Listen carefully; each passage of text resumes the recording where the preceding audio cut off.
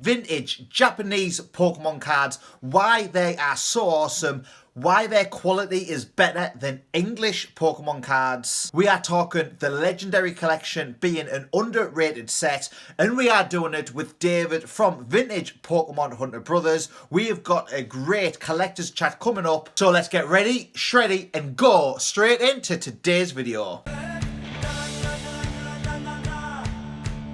Are you ready for shreddy?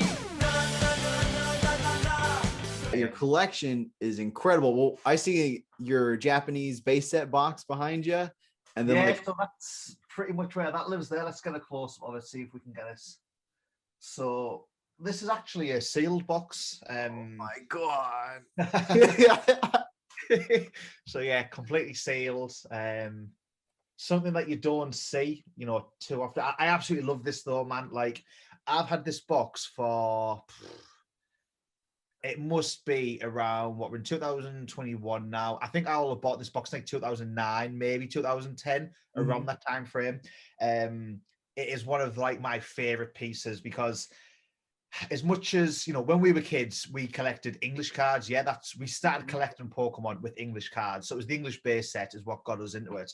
But when I got back into collecting, when I was like 18 years old, I was a student, very minimal money. I was working a part-time job while I was studying. I was kind of flipping Pokemon on the side to grow my own collection. And this is what, like, when I got back into that Pokemon collecting world, I just fell in love with the Japanese cards. I had some Japanese cards from being a kid, but I just really fell in love with Japanese cards. So yeah, this is kind of like, I don't know if it's my prized possession, but it's definitely one of my favorite pieces. For sure. One of my favorite pieces is pretty similar. I don't know if you have one of these, because I know you have some really cool stuff, but it's a Japanese theme. Do you see my photo still? I don't see my lost this. I can just see your avatar at the minute. I don't know if you've maybe you need to allow access to the camera again. Maybe. Yeah. What happened? Okay. There we go. I remember seeing that video. I remember seeing the video where you showed that. It's so cool. So of those, how many have you opened? Oh, I actually got them open. They're open. Oh, you got them. Yeah. So, but they're all still like really minty. I graded I think like 15 or 20 of them of the cards that were in here because they all look so minty. But this is probably one of my, if not my favorite, like old vintage things in my collection. I love that. Absolutely love that. And seeing that there's actually brought some memories back. I used to have some of those, but it was things that I would get hold of and I would sell them back on. So I don't actually have any of them. And I never owned the actual case of decks either. The case. So I'm going off on a tangent here. I'm just so crazy before the end. I know. I remember back in the day, I don't know if this was the same for you. I can't remember when you got back into collecting, but when I got back into collecting like 12, 13 years ago, nobody really collected sealed products. So theme decks and cases of decks and things like that, that wasn't a collector's item. People would, open the case and maybe keep one sealed and then sell the rest. But I look back now in hindsight and I wish so much that I kept that kind of stuff. I wish I bought cases of decks and just kept them sealed because they look so cool. They do. Yeah, I think I have like 2 theme decks that are sealed. Yeah. Like some of my other favorite things. But I got, I remember from your other interview with like Gracion, you said like you got back in like 2008, I think. That's right. Yeah. Big shout out Gracion, by the way, for anyone watching. If you haven't checked her out, she is hooked. She might get mad at me for saying this because she doesn't offer a shopping service. Right. But Gracion has hooked me up with some killer Japanese products that I wouldn't have had without her. So she'd give me some like mystery boxes. There's a Japanese Tag All-Star box up here, which she actually got me. She just went shopping for me. I kind of give her a budget. She went shopping, filled up a box of goodies for me. I still got sealed product from that case as well.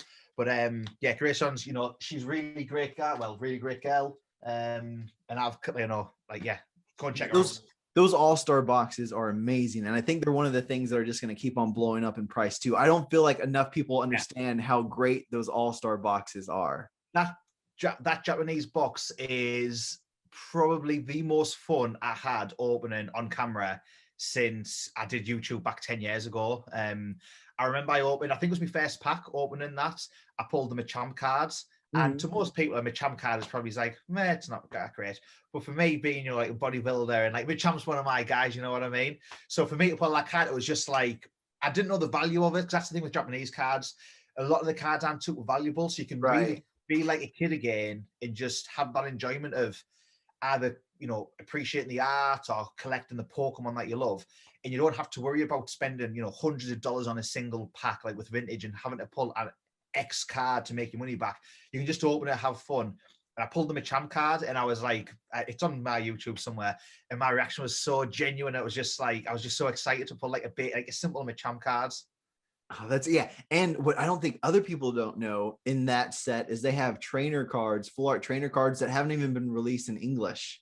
That just look. I didn't even know that. Yeah, look, I have some right here. I posted. Just loving that collection in the background as well of all that, all those booster packs and that sealed products.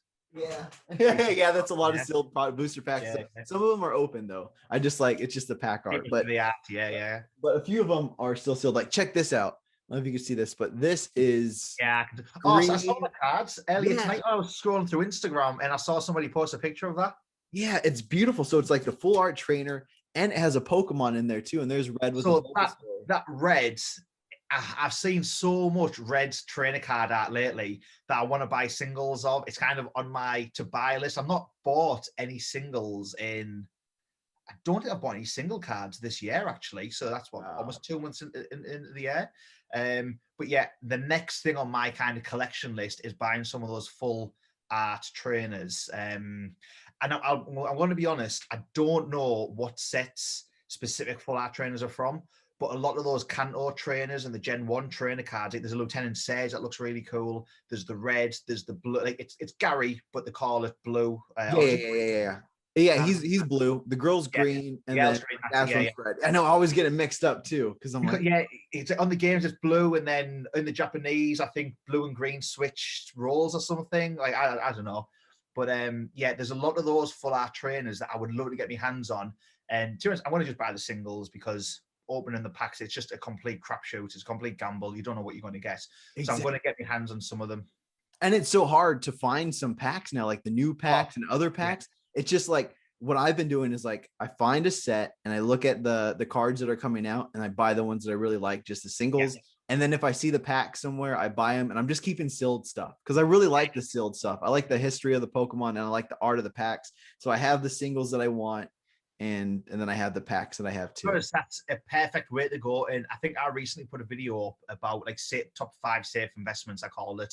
And I talk about sealed product being, like one of the safest investments. I genuinely, truly believe that sealed product is such a safe investment.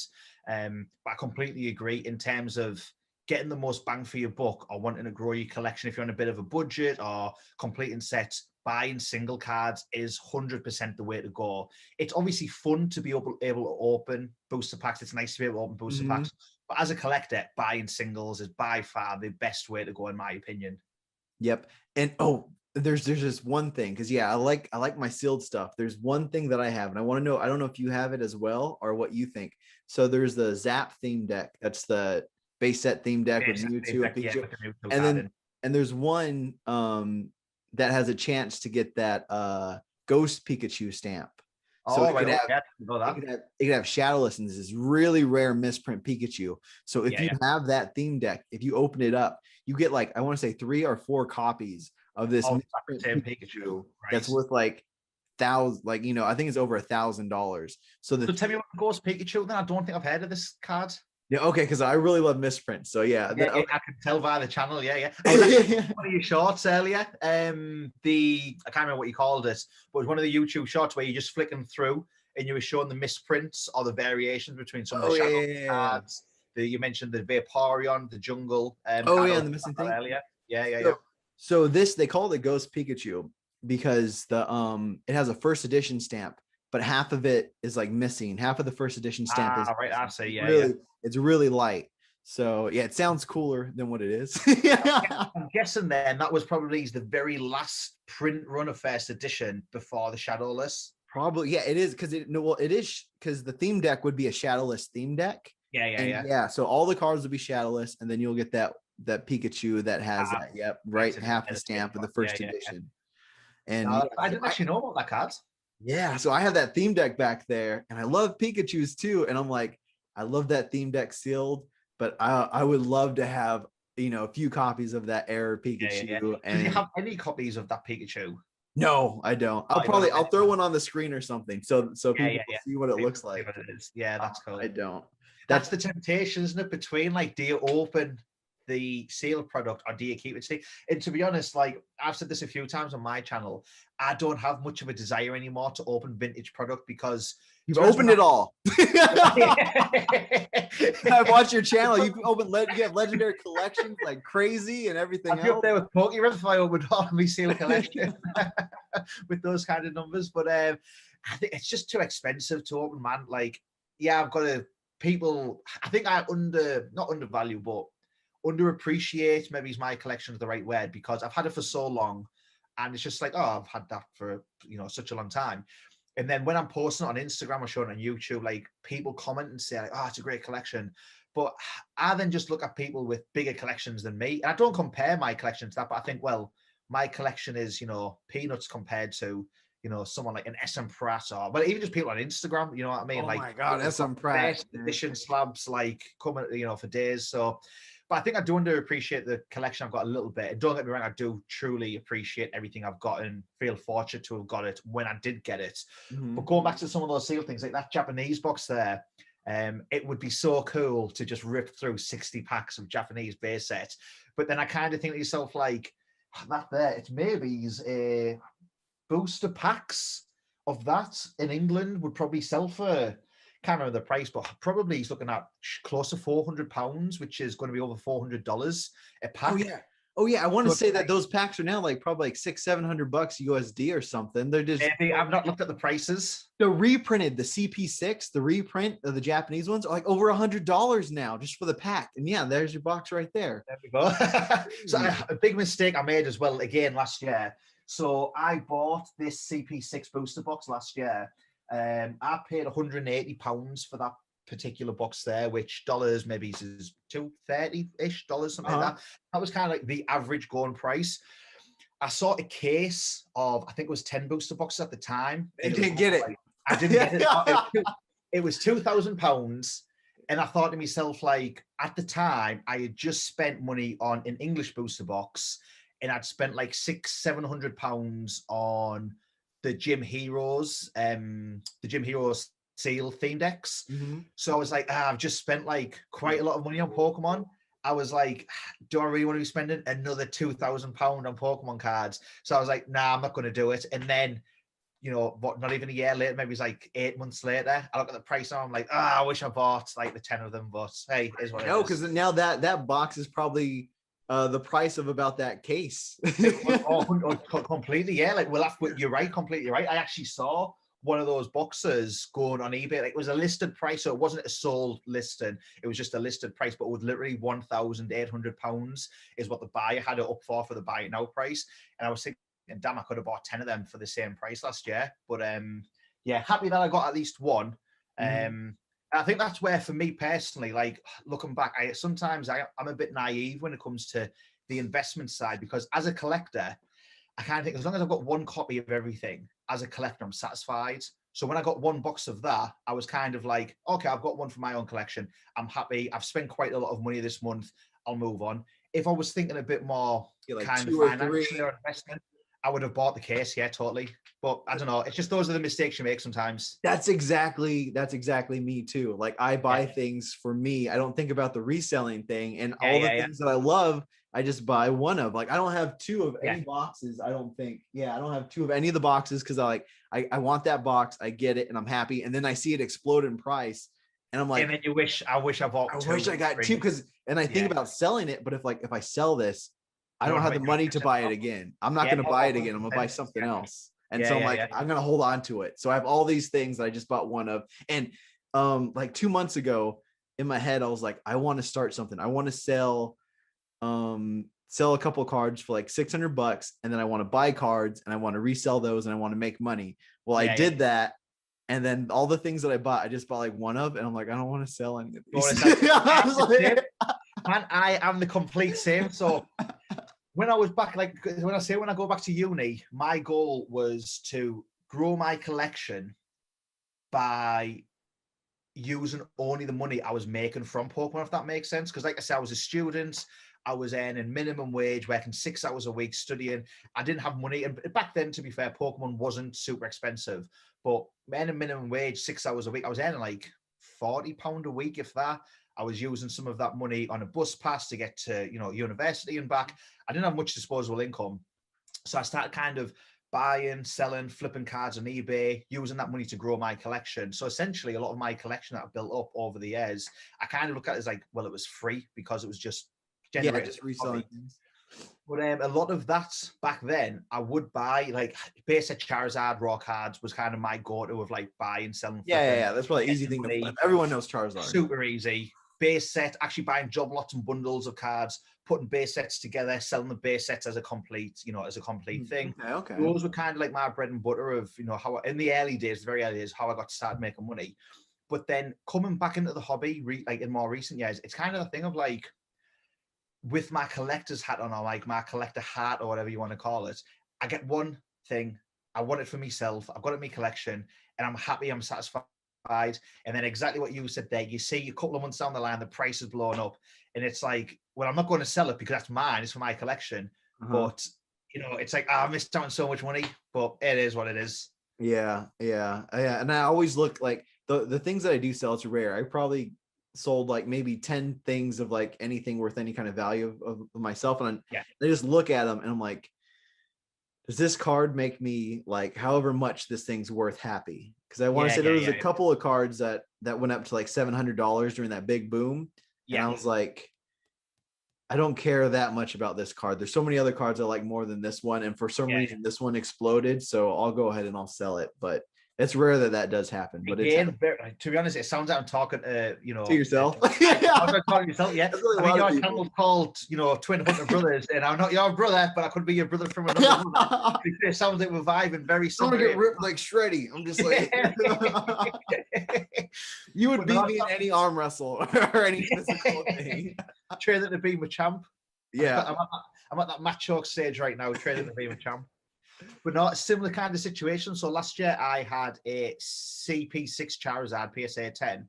I bought it, and that was one of those cards that just blew up crazy, like price wise. It just boomed out of nowhere. When I saw the prices and how much kind of profit was tied into that card, I kind of thought, this is one of those cards that I expect to see a dip on. It's not going to sustain its value.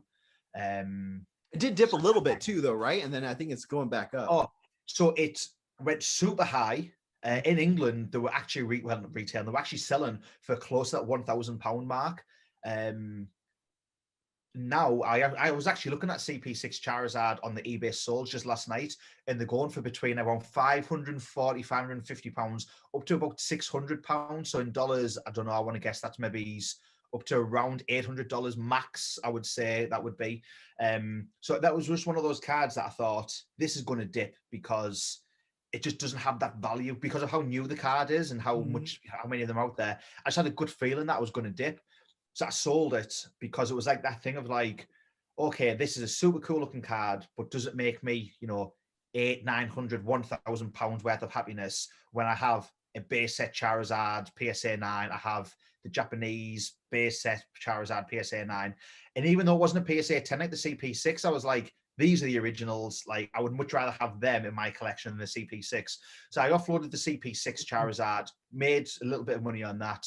And then that money kind of just offsets the other purchases in the collection. So the PSA 9 Charizard I'm keeping, it kind of just offsets some of the money that went towards that. Yeah. Another thing, I just got a CP6 Charizard maybe 2 months ago. Yeah. Because not graded, not a 10. I think it looks like it might be an 8 or a 9. I might get it graded because it's pretty. And I got it for like $120 or something like that. So I was like, all right, $120. Yeah. One thing that I love about the CP6, and I understand that it did drop, and I do see why, but I do feel like in a couple of years it's gonna explode like even higher. Definitely. And I agree. One thing that I love about the CP6 Charizard that I think the holo effect. Yeah, the holo effect, and it's a first edition. It has the first edition yeah. stamp on the bottom. So if you can't get that first edition base set Charizard, you get that first edition base set Charizard art. It has that vintage look, and then if you get it slabbed up, it says first edition Charizard. And that's just cool. The CP6 as well, hands down, the Japanese version of CP6 is far, far better and completely blows the evolutions out the water. Because you look at that CP6, I mean, I still don't have it to hand, but I've done some videos, I've got some photos, kind of got the two side by side. And at a glance, it's very difficult to tell the CP6 from the actual Japanese base set. Yeah, definitely. They did so good mimicking the look of the vintage Japanese card, and you could sell like what they did to the box, to the CP6 box, compared to the box that you bought underneath, and what they did with the pack art. The pack, like I have the pack art of the CP6, looks just like the original base set art in Japan. Like it's just literally a condensed version of that there in the art. If you look, kind of at the bottom they didn't do that with our release. They gave us those other pack arts. They gave us those other things, The Evolutions line, the cards themselves as well. So the pack art didn't replicate the base set, and the individual cards, they just look so different to original base set cards. Whereas the CP6 look kind of at a glance, you'd be hard pressed to tell the difference between them. Like say if you was a casual collector, you could easily confuse the CP6 for the actual original Japanese base set. So it was really authentic, like reprint. I'll use the word reprint. It was a really cool set. Yep. You just have to turn them around though. Once you turn them around and saw the back, then you'd be like, But with the English one, any collector, they'd look at it. And I mean, besides the attack damage, they'd see the box on the bottom is different, and then the way that the lines and the space in it and everything. Like, I mean, it's a good kind of homage to the the original, but in terms of nailing that authentic feel, the CP6 absolutely did it. And to be honest, I've said it on my channel before. I think we've discussed this briefly before, even in comments and things like that. Japanese, for me, I feel is a lot better than English. Like English for me is what the nostalgia is at, and obviously we both speak English, so that's going to be our kind of first choice of collecting. And for money and investment wise, majority of English cards are going to be higher returns than what English would be. But for just coolness and just the quality, Japanese for me is by far better than English prints. Me too, and I think because I was listening to you and Gracie on talk about that as well. Thing I don't know if you hit this. She was bending. I think it was a Charmander card. You're like Like, it's only worth 10 pence or whatever. It's just like it's okay. But what I think it is for me, and once I started collecting for a while, is I watched so many YouTube videos. I've opened up so many cards. I've seen like all these English arts and everything, most of them. And then when you go into the Japanese, they have so many different promo cards. They have the vending series. They have all these amazing just artworks that you're not used to seeing in the English world. So you just dive into those Japanese releases. Almost like separate. It sounds crazy. 100%. And it gets my brain. It's like, I haven't seen this. I haven't seen that. And this is like the original. They originally come from Japan. I feel like they have like so much more passion in like some of the awesome card releases they have over there. Like the Mario Pikachu I have over there. All the Poncho Pikachu. That's when I slept on. I wish I got it. It's boomed in price. And it's that thing now of like, I could have picked it up last year for a lot cheaper than what it is now. It's one of those things where it's like, do I kind of bite the bullet and pay more for it now? Or do I just sit on it and then pay more, down the line? It's like, what do I do? Yep. I'm so happy I got it when I got it. I think I paid $140 for my PSA 9. And now I want to say it's about like 1,000 or something. Even the sealed sets, the boxes that they came in, that's what I was looking at buying. There was the Mario, there was the Luigi. Absolutely, just the art of Japanese stuff, whether it's the boxes, the packs, and the exclusives they do, Japan just nails it every single time compared to, the English print of things. Getting into the Japanese world, it sounds crazy, but it's almost like a completely different hobby as well. It's almost like, those iceberg videos that you see on YouTube where it's like, how deep does it go? It's like English is kind of there, then you've got the water there, and then Japanese are just like, whoa, there's so much to look at. And I remember when I was, getting back into collecting when I was a student, that's where I kind of learned and picked up on a lot of the Japanese things. Like the first time I learned about the vending machine cards, I have a video somewhere on my old YouTube channel of me peeling some of those cards off, and I still have the sheets that I peeled in a binder. Yeah, me too. Me too. And it's such a cool piece to like keep. It is. It's so cool. People, though, not enough people don't know about those either. Exactly. I didn't know about those until like 3 years ago as well. And I find out about them, I'm like, yo, sealed packs are this much. And when I bought those vending sheets, I think the vending sheets when I bought them were like maybe $10-15 for like a sheet or something. So like, let me buy a few of those, and these are so cool. It's such a cool piece. Even when it's peeled off, it's just a cool like kind of backing card to keep in your binder. And then I've got a binding vending sheet still like unpeeled as well in my binder. But some of the promo cards, like the off the top of my head, one of my favorites is the A&A airline promos. Oh yeah, I got those up right over here. Such cool pieces, yeah. So that's the train one. I got the train, and then I got the A&A right behind it. I moved my head close. I moved my head close to the camera as if I'm going to get closer to your shelf. Yeah, I got. There's my A&A and the promos in the original envelope still. And then this is like a bullet train thing, and they had like. I don't have that one. I've never actually seen that one before. Yeah, that's the other thing. Like when you go into Japan, there's like you said, like the icebergs like this. So like I'll search for one thing and I find all these other cool cards. Like there's like these Japanese trainer magazines that have really cool promo cards that I'm looking into getting to right now before they explode. There's a Japanese Game Boy promos. Like I just picked up the Game Boy Dragonite. That looks amazing. The Dragonite, the Mewtwo, the Game Boy Mewtwo. And the Lugia. There's a Lugia as well, yeah. That one. I want the Lugia. In the Mewtwo are 2 cards that I've been looking to buy raw for on and off now for a couple of months. There's a few Facebook groups I'm in, and I post every so often, kind of looking to buy one. And it's just something I've still not got around to buying yet. But that Mewtwo is some of my favorite. It probably is my favorite Mewtwo art of any card. It just looks absolutely class. I gotta look that up right now. What is this? Mewtwo Game Boy? Yeah, if you just put a Mewtwo GB promo, it's such a cool looking card. And through the power of editing, I'm sure it'll magically as we're talking about this. GB. And there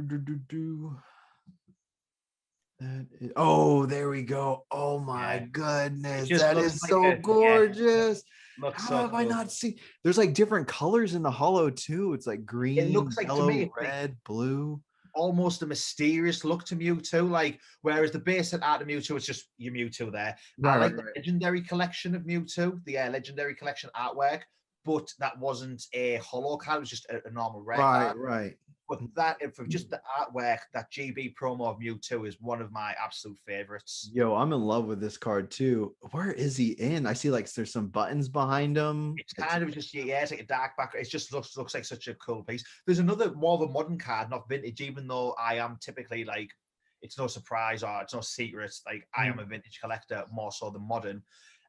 But the Armored Mewtwo card, again, super cool card. Like, that one blew up in price too a while ago. I mean, everybody was opening those up, and I was just that looks cool. I'll get it later. And now it's just kind of that's the start. Like I've done that so much. Even 10 years ago, I literally had that exact attitude to every first edition sets. I completed all of the unlimited sets that I wanted to complete. I think binder sets. The next goal was first edition, but like first edition even back then was, it carried a premium price tag compared to the limiteds.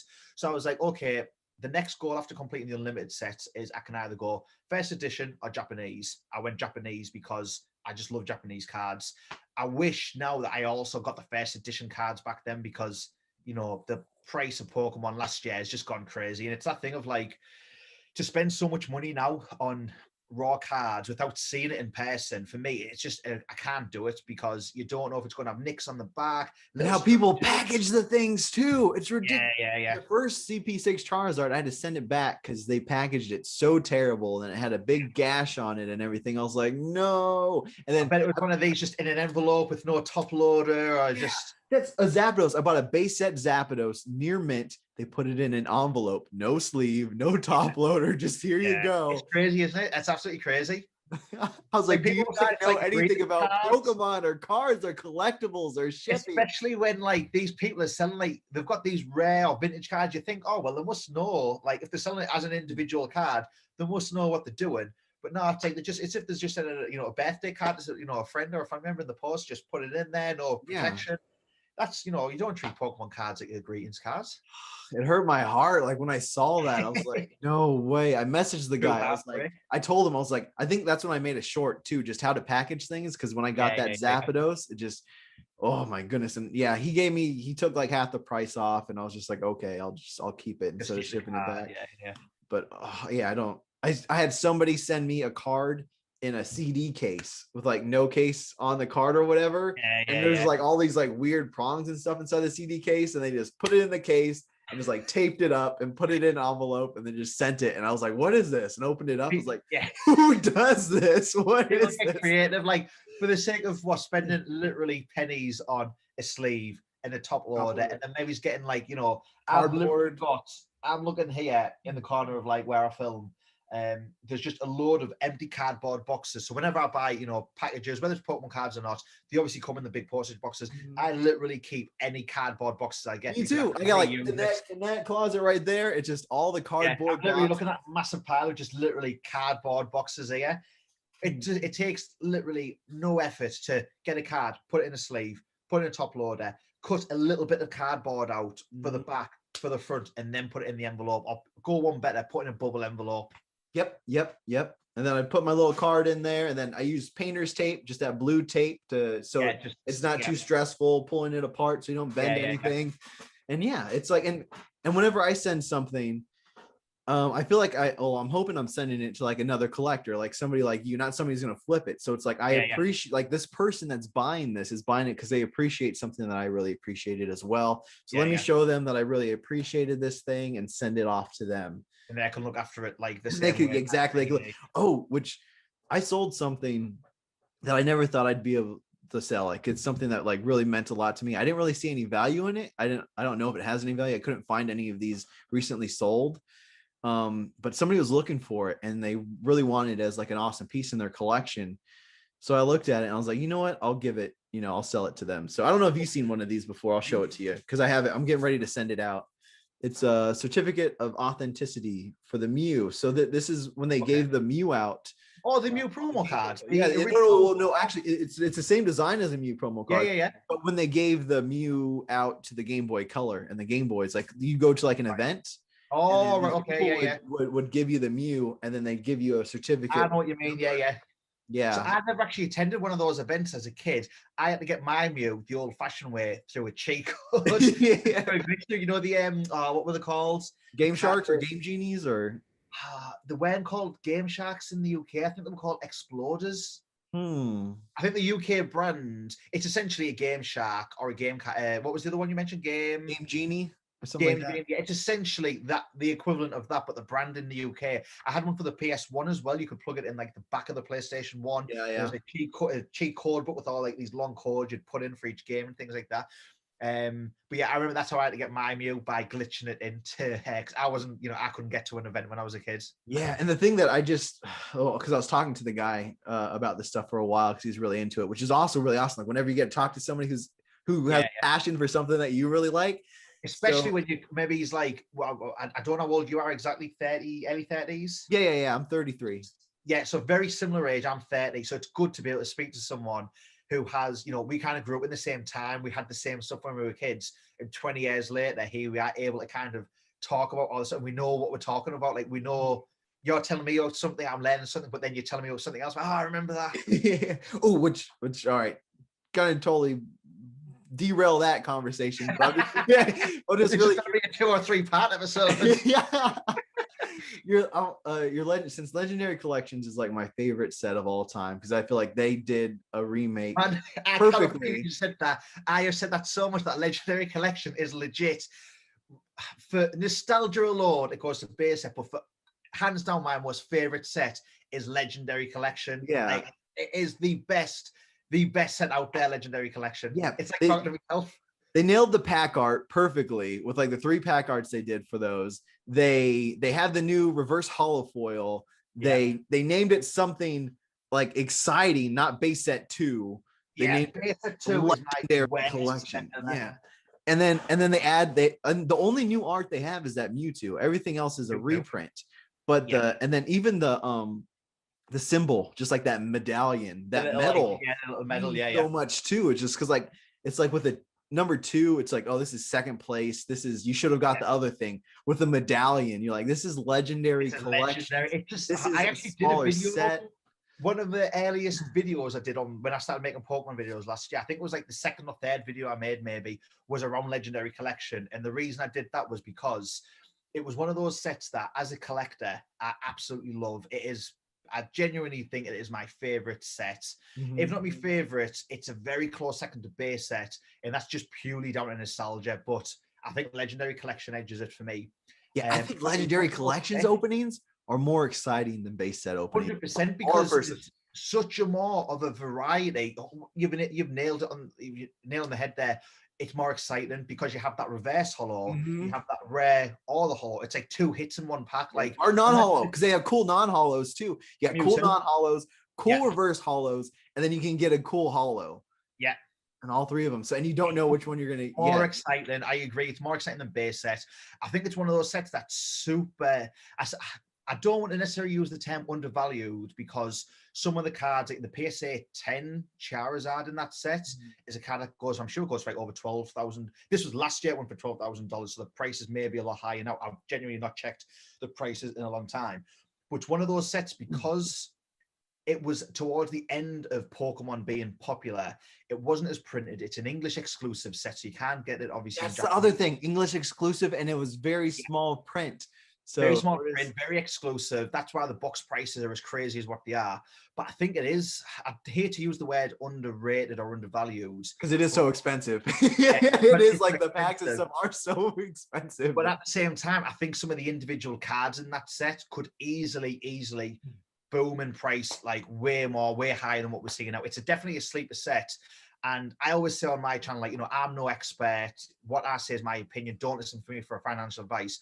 But I think Legendary Collections, the actual single cards, are ones to look out for. If you're looking for a cool investment, if you're looking for a cool piece for your collection that's also got potential to raise in value, that's one, the Legendary Collection. I mean, because the box prices and the pack prices are always so high, look to the single cards and look for the exactly. That's what I'm buying. I'm like, I have a lot of the common and uncommon Legendary Collection singles and a few of the rares, and I have one pack back there. It's not sealed though. I just got the pack art because I love it so much. It's the Evolutions one. Yeah. And yeah, if someday, if my channel makes some money, some more money or something, one of the first things I want to buy is an actual Legendary Collections pack. Yeah. Set a GoFundMe, I'll donate to that. What? You'll do what? Set a GoFundMe, I'll throw a donation in for that. Okay, yeah. We'll fund the vintage collection pack opening. Yeah, GoFundMe for Vintage Pokemon Hunter Brothers Legendary Collections pack. yeah. The link's down in the description below, guys. Go get on it. You could feed homeless people or do something else on, some save other day. Save the right now, what really matters is that I get a Legendary Collection, the Eevee pack, the Evolutions pack sealed, so you can open one. So on the topic of Legendary Collection, I'm glad you brought that up. We have completely derailed this, but I'm glad you brought that up, because when I talk about mistakes I've made in Pokemon, I've genuinely got 1-2 mistakes that I've made in Pokemon. First one is opening this. Yeah. Because I actually have a video of this on YouTube from 2011 or 2012. The footage is of me opening this, ripping the seal off it, opening the pack, opening the box, and I still have the actual Wizards of the Coast seal that was around this box. I still have the wrapper from upstairs in my collection. I'd sold the packs as like individuals and 3-set packs. The other mistake was I had 2 of these sealed booster boxes. I sold one of these for it worked out just over $200.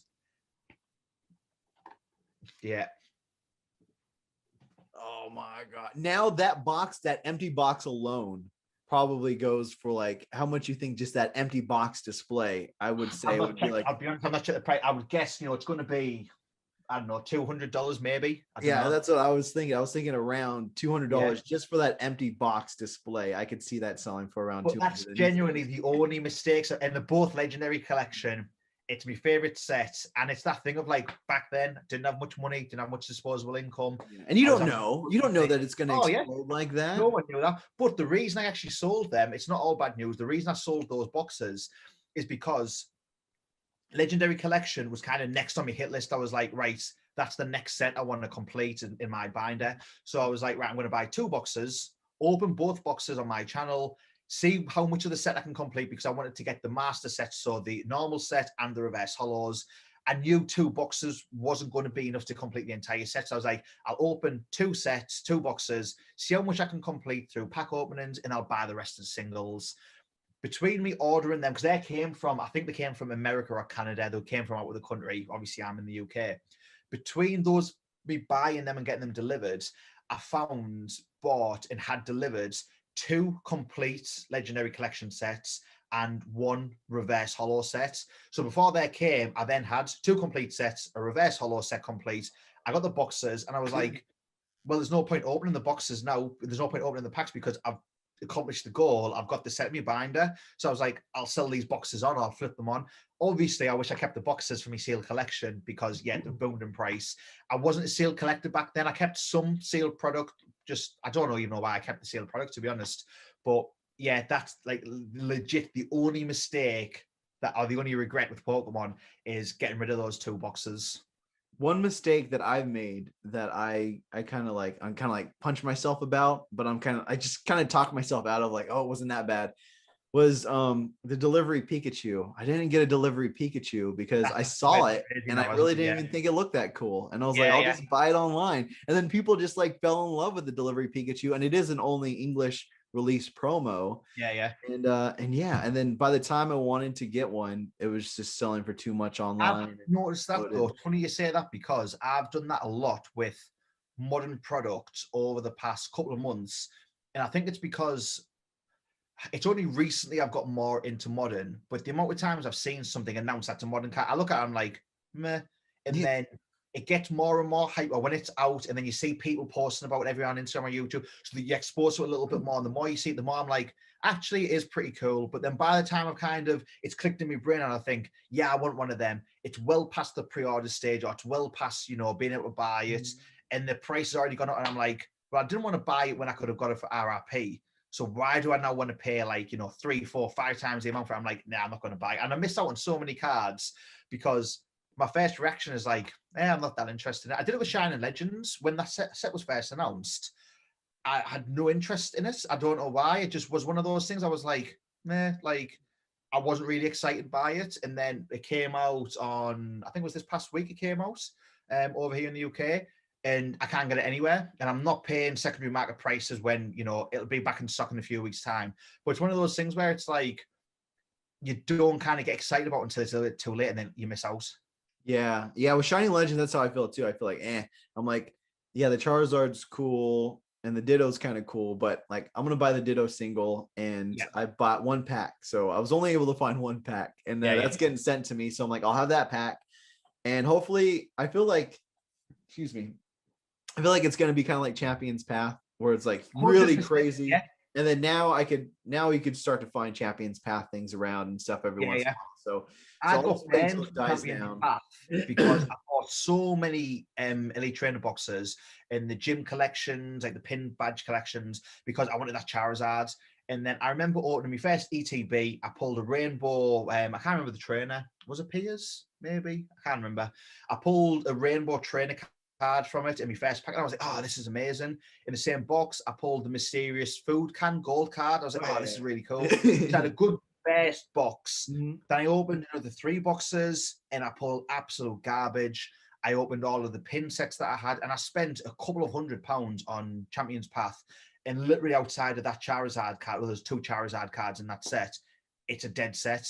So I was like, right, I'm not paying any more for this. And I think with Shining Fates, because there's a lot of Pokemon in there that aren't Gen 1 and Gen 2, for me, pulling those Pokemon just aren't exciting. Like, I look at there's just not that excitement there. So for me, I kind of felt with Shining Fates, it was going to be another one of those things where, you've got a cool Charizard, there's a cool Lapras in there.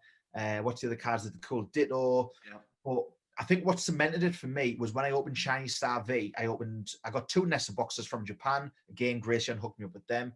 I opened 2 booster boxes, and it was a little bit like, meh. I've just opened 2 booster boxes. I don't really feel that excited by this.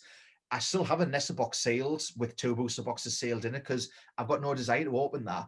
So I was like, I'm going to just repeat the same process with Shining Fates. So that's why I didn't pre-order it. Yeah, and at least Shiny Star V, you're gonna get that hit because it's, you know, and, you get like, and they have the Marnie. They didn't give us the Marnie. Don't get that in English sets, yeah. Yeah, and I want to say they probably have some other awesome trainers.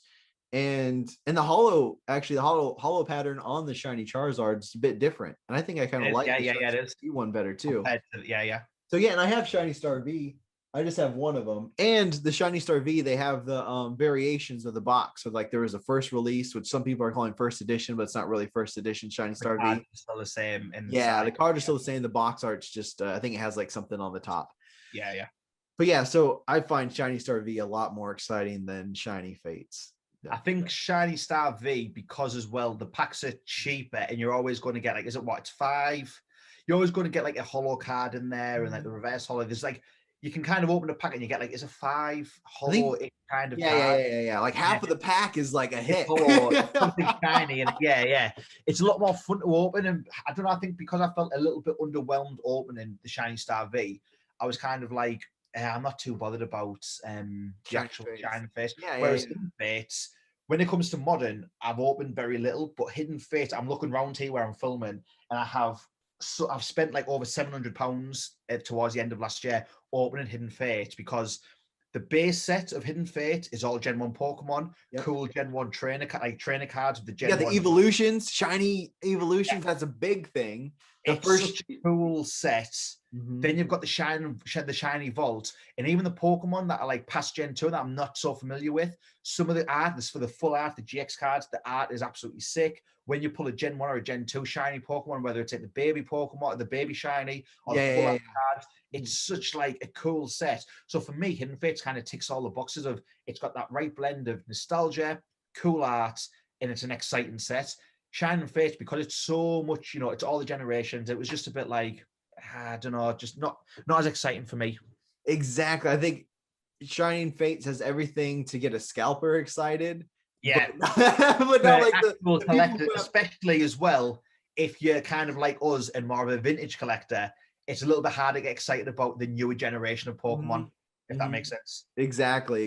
We like Hidden Fates was awesome. We had the Pokemon we love. We had that shiny hunt that we like. And yeah, it was just really cool. And then you have that Charizard. Now Shiny Fates, you got that Charizard, but everything else, like once you get that, you'd probably like, I'd be done collecting it. And exactly. It's just not worth the hype right now to me. I feel like the hype is up here, and then where the set really is down here. Like if I could actually go out to Target and like get some of them, I totally would have gotten some of them. But I'm not gonna try this hard to get a set that I'm if it was available at retail over here in the UK, if I could walk into a shop, I would buy a couple of maybe the Pikachu V collection sets. Or something. Some sealed because they look pretty cool sealed, but I'd open some packs more so to just have a little bit of fun on the channel or Instagram and have a little bit of fun opening. But because it's not available at retail, it's one of those things where I'm just like, I don't care. Like I'll wait. I think Vivid Voltage is cooler than Shining Fates. So I've actually got, my nephew has just recently got into Pokemon. I've actually got, because again, even Vivid Voltage at the minute in the UK is hard to get hold of. But we found these in just like a little corner shop. Like, I don't know if you have like corner shops or nerdy shops, or what would you call them? Another thing, nerdy shops. So it's a corner shop. So you might call them a convenience store. Maybe he's in America. Yeah. It's just like we call them news agents over here. So it's like at the end of a street, it's like on a corner of a shop, and they'll sell like, I don't know, the newspapers, lottery tickets, like food, things like that. Maybe it's called a convenience store where you guys are. But I managed to pick some of these up. Just a bunch of Vivid Voltage packs. I think I've got, it's 10 or 11 packs there that I bought. Nice. See if I have open some. Check this out. Gracie talked about when she talked about the card shops having that huge, like all the storage of all the crazy stuff, and they don't really sell out there. But you said there was one thing that they did sell out, and then like a couple days later they came back. Restocked them, Yeah, the big old packs, the big massive packs. So yeah, I did have it there, but I've moved it. So again, Vivid Volt. What was it called? Astonishing Volt Tackle, the Japanese set. Yeah, I think Volt Tackle. I think so that came from. It's like a Pikachu box. So I don't know if you've seen the Nessa boxes from Shiny Fates. The Nessa boxes. I've seen them. The Volt Tackle, they did something similar, but the boxes were like a little bit bigger. And one of these big boxes has 2 Volt Tackle boxes in the big box, and you get those big packs in there. So I ordered 2 of them. Gracian hooked me up with them, and I've still got both of them sealed. So I've actually got 4 Volt Tackle booster boxes. And it was one of those things where I bought them, and for whatever reason, like a little bit of time passed where I didn't get around to opening them. And you know, like when the hype of a new set dies down, then you're a little bit like, I'll just, you know, you don't have that. Yeah. And I've just put them away, so I'll probably just keep them sealed now. Put them in the sale collection. Yeah, that's something that I actually did buy 2 of, but I think I'm just gonna keep them both until like maybe 10 years from now, because I really like the Pikachu stuff, and that's something that's just really, really awesome.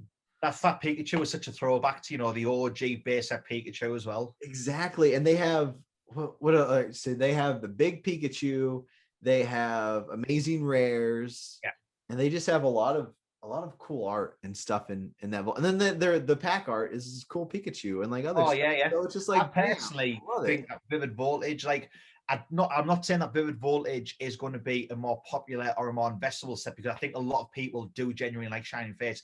But for me personally, as a collector, Vivid Voltage all day over Shining Fates. Yep. And like once the Shining Fates hype goes down, it's like, Vivid Voltage. If I saw, like, I want to say like 4 months from now, if I see Shining Fates and Vivid Voltage together, I'm grabbing some Vivid Voltage. Yeah. Well, if you look at, like, a lot of people are obviously expecting Shiny Fates to be the next Hidden Fates. But if you look at the popularity of Hidden Fates, even now, people are going crazy for Hidden Fate packs. There's still hype around Hidden Fates. I don't see the hype being around Shining Fate in a year's time from now. I don't see them needing to do, you know, reprints a year and a half down the line.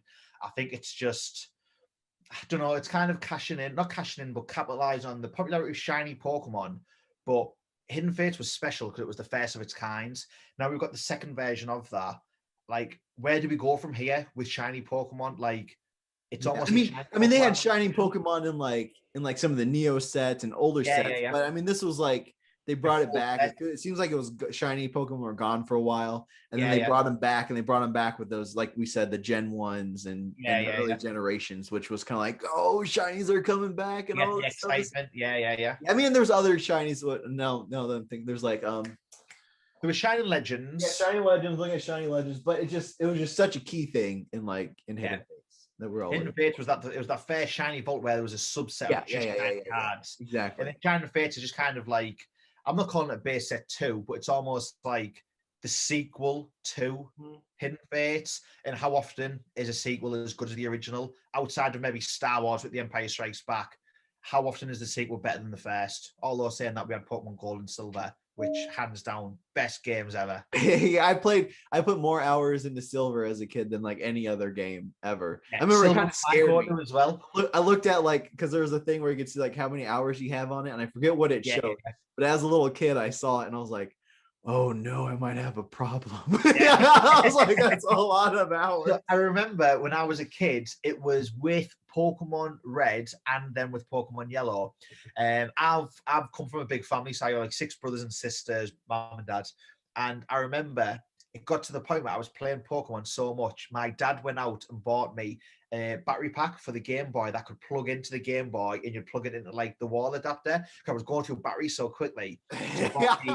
Batteries were the most important things when you're a kid. Whenever we go to any shop, I'd be like, AA batteries. We need AA batteries. You don't understand. You saw that red light come on your Game Boy. If you were kind of dim a little bit, flickering light. Flickering red light was like, then it would go, because the best feeling was putting in some new batteries, and the light would be so bright. I'd be like, oh my soul, that's as soon as you saw that light dimmer and that light dip, it was like a race to either finish the conversation you're having or finish the battle, because you needed to save your game. Because if that light went off, it was game over and you lost all your progress from the last save. Yep. I had to kind of prevent that. Yeah, here's my old Game Boy, and I had this little thing, so I'd have it around my neck. like all the time, playing it and just be in the car, just whatever. And there's my red version. This is the original. I think that's my original red version, possibly. So my red, I still have my original game file from when I was a kid on it. The battery still is like survived all this time. And I've been wanting to do a video on this for like a long time, just kind of loading the game up, seeing all the Pokemon. Yeah. But I know, because it's been years since I fired it up. But I know the last time I put it on, the game is glitched to hell from doing the missing no, to duplicate the rare candies, put it in item slot number 6, infinite rare candy cheats.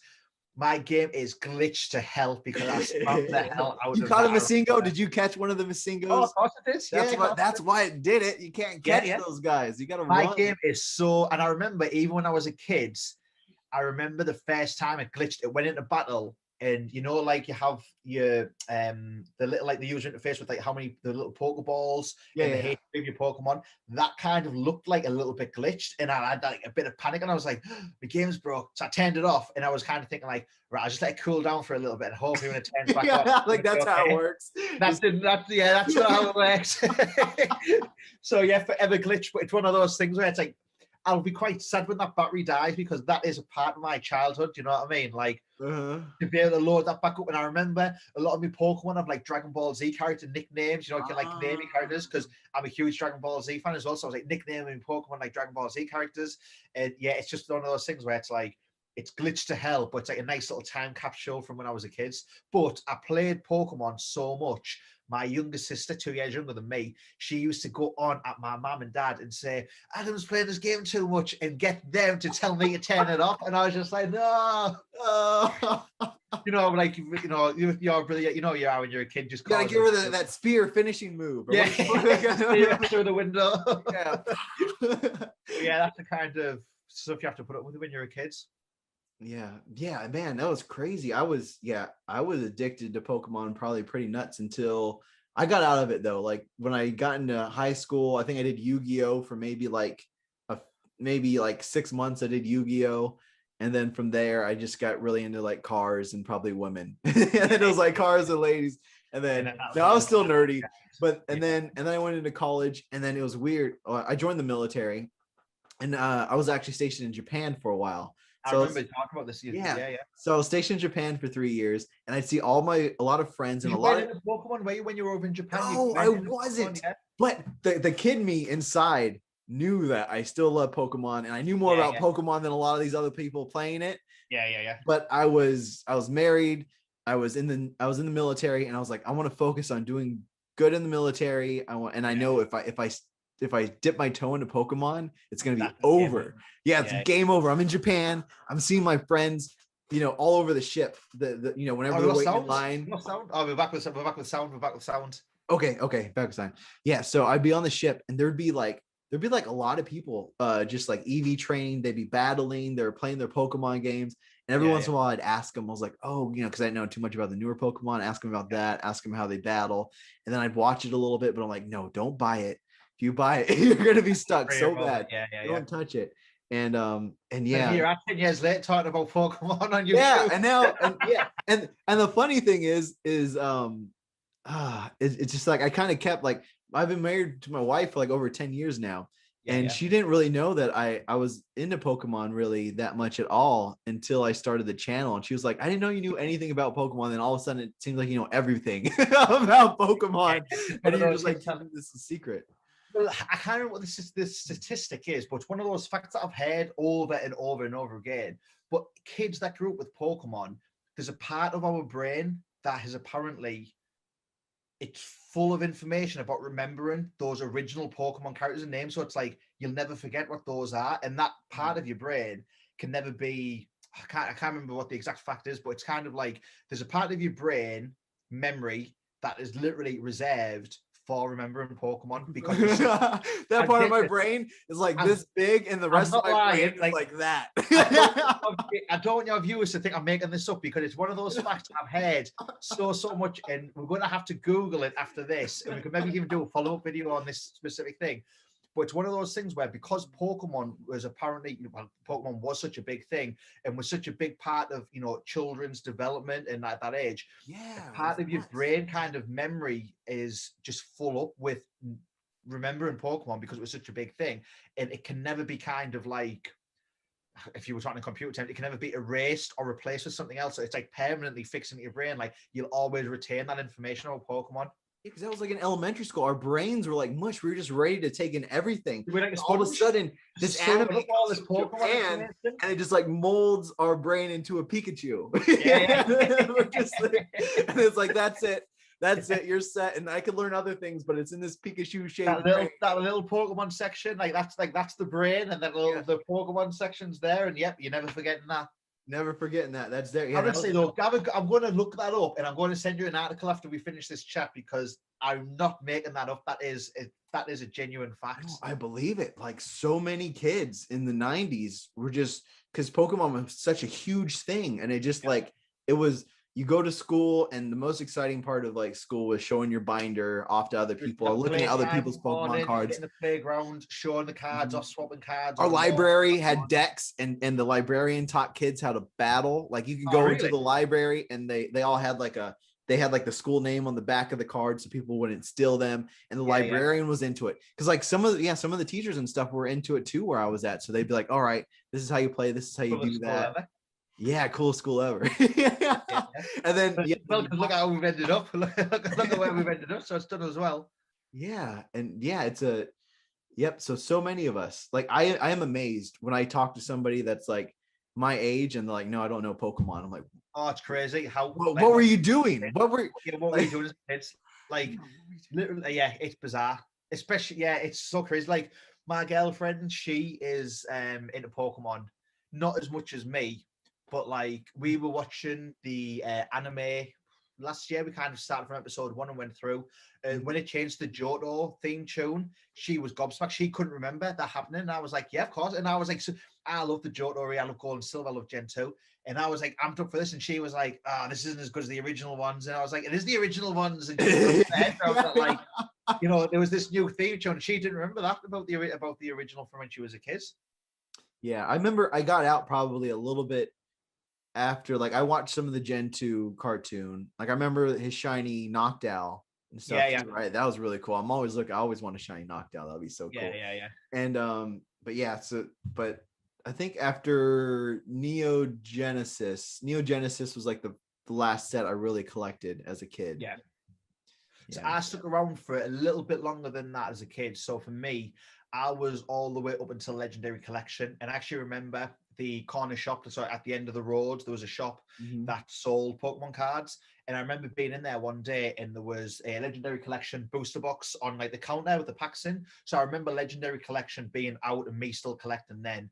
And Legendary Collection came just after Neo Destiny and before the E-Series. Then when the E-Series came out, I'd moved on to Yu-Gi-Oh! By that point. Yeah. So I kind of fell out of Pokemon after Legendary Collection, which was late 2002. Maybe it's just before, maybe it's early 2003 when the E-Series came out. And I remember Ruby and Sapphire came out, and I was just like, this is garbage. Like, like that was. I wonder what it is. What it is that like 90% of the collectors, they go from Pokemon to Yu-Gi-Oh! And then get out. It seems like. Yeah. I don't know if like the characters, the Pokemon characters, at a certain point they seem like childish to us, and then we're like, look at Blue Eyes and Dark Magician. They got it's like a little bit more like it's a little bit cooler because you're hitting your teenager years. It's like I think for me, and I've mentioned this on my videos before. Pokemon I got into when I was 8 years old. So then when you transition from like school to high school, it's kind of like you've got to level up kind of thing. And I remember I had a Pikachu pencil case. And I remember my mom said to me, oh, we'll get you a new pencil case because you don't want to be taking your Pikachu pencil case to high school. So I was all right, okay. So I was like collecting. And it sounds ridiculous now because it's like I'm 30 years old, literally making videos talking about Pokemon. But as a kid, like 11 years old, 10 years old, it's like, oh, you need to be cool. And Pokemon's a kiddie thing. And in the space of like 6, so in England, you finish school and you have like 6 weeks off over the summer. So when you finish, we call it primary school. You finish that school, then you go to high school, and like you're 11 years old or something like that. And it was like within the space of 6 weeks, it's like, all right, I'm not a kid anymore. So it was like I have to kind of like almost hide the fact that I was into Pokemon. So it's like, I didn't take Pokemon cards into school anymore. everybody in the early 90s, we were all showing each other our Pokemon stuff. We all go to high school and we just have to put on a fake face and be like, no. If they go to like a corporate environment with a suit and tie, it's like that kind of similar kind of thing. And yeah, it was just one of those things where it was that like you kind of had to hide that you're into Pokemon until you found other people that were into Pokemon. Then after school, you could talk about Pokemon. But Yu-Gi-Oh was like cool. Like anyone in school could collect Yu-Gi-Oh, and that wasn't seen as nerdy. So it was that thing of like, okay, and I genuinely enjoyed Yu-Gi-Oh, and I got into Yu-Gi-Oh. But it's kind of that thing of like, rather than going from Gen 2 to Gen 3 of Pokemon, people like my age, your age, we went from Gen 1, Gen 2 to Yu-Gi-Oh rather than Gen 3. So I think for me, Gen 3 is just like, it's my least favorite generation because I just tired to that like negative thing of like, that's kind of what made me fall out of Pokemon, because I was like, what the hell are these new Pokemon? Like, they just look garbage. They wasn't as cool as Gen 1 and Gen 2. I was kind of getting a little bit older. And then Fire Red, Leaf Green, when those games came out, that what got me back into Pokemon. So maybe it's had like a year break from Pokemon, and then that got me back into Pokemon, and I've kind of been, the lifelong fan since. Yeah, like for me, it was like so many other people. I think it was Evolutions that brought me back. I saw the Evolutions packs, and then I went home. I went to California to visit my family, and I was like, I used to always open up these packs with my brother. I was like, check these out. These are just like the packs we used to open up as a kid. And I just buy a bunch, and I'd be like, come on, me and you, we got to open them up. And then from there, I just watch people on YouTube open up Evolutions and other sets, and that's when I got into like other new sets and stuff that, like Shiny Legends and such on. And then I was like, all right, this is really cool. Point, isn't it? When you find something that you like, you see other people collecting or covering those things, and then you just exposed into this world again of collecting and Pokemon. It's a good jumping on point. Exactly. And that's what like people ask me in my videos, like, what should I collect? And it's like, you need to collect what you like. And then they're like, what do I like? And it's just watch these YouTube videos. Like, if you want to watch smaller channels or big channels, just watch them open up cards. And then whatever you think looks cool, then that's what you get. And that's how I did it. I saw Evolutions. I knew I liked that stuff, and I started watching other people. Oh, they're opening up this new set or this set I never heard of. Let me see. Oh, I like that card. I like this card. Cool cards and cool art, and that's what you get into. Yeah, same with me. Like, I'd kind of fell out of collecting for a couple of years, and then got back into it. And then I'm opening modern product now. And it's just that thing of like, there's cards I see now and I don't know what sets they're from, like some of the Red's trainer arts and the Red's Pikachu trainer arts. Those are awesome. I don't know what they are, but it's like, it's a really cool card. And then you look at that set, and then you say, oh, there's loads of other cool cards from that set. And then you just kind of expand your knowledge and say, oh, well, I want to buy that, I want to buy that, I want to open them. And that's how you become like a collector, and you just collect what you're enjoying, what you like. Exactly. And then you look at the pack arts and stuff and some of the Japanese stuff, like there's this set, I forget what this set's called, but it has a whole bunch of not a whole bunch, but it has quite a few like Neo reprints and stuff. So that pack I had a booster pack from that in a mystery box that I got. I don't even know what the set's called, but the art on that was cool, and the pack art was the same as the box as well that I opened.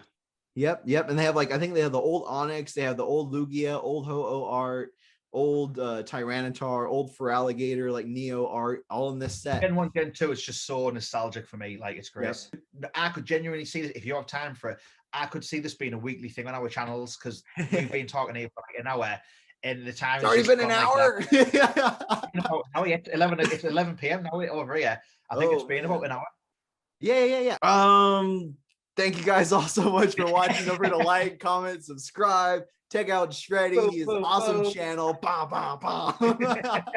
No, thanks for having me. It's been, this past hour, whatever it's been, we've been talking, it's absolutely flown by, and I look forward to doing this again with you for sure. Yeah, definitely. Oh, and we didn't even get to talk about 25th anniversary of the Diamond and Pearl remake. Yeah, Thomas's. Okay. All right. Really great time. So thanks a lot. All right. Bye. Super long video today, but it was great to chat to David. He's a channel that I've watched now for about 8 or 9 months. I would highly advise you go and check him out. It makes a nice break from continually or all the time just looking at prices and focusing on the prices, the market, the investment. It's sometimes nice to just reflect and, talk about what we enjoyed as a kid, and that was just Pokemon. And I will be having many more of these kind of videos coming with David, but go and check out his channel. The link is down below, and make sure you subscribe to this channel, hit that thumbs up button, and until next time, remember that collecting ain't no gimmick, it's a lifestyle.